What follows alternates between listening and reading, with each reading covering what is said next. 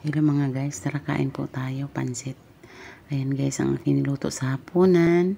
Ayan ang aking pansit guys, delicious egg noodles. At yan ang aking gulay, pichay, bagyo beans at carrots. Ayan guys. At ang aking sabaw na yan guys ay chicken stock.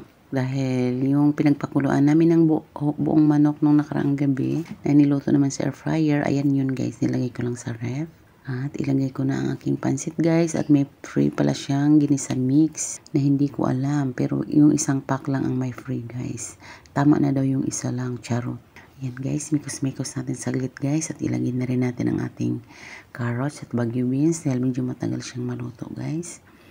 At mga ilang minutes, 10 minutes guys, lutuin muna natin siya, and then timplahan natin at ilagay na natin ang ating pechay. Dahil wala akong ibang gulay guys, ayan, tira yan guys sa hinalo ko sa sinigang. Nagtira na lang din ako para sa pansit, para makatipid. Ayan guys, yummy yummy din naman siya guys, kahit hindi siya repolyo guys.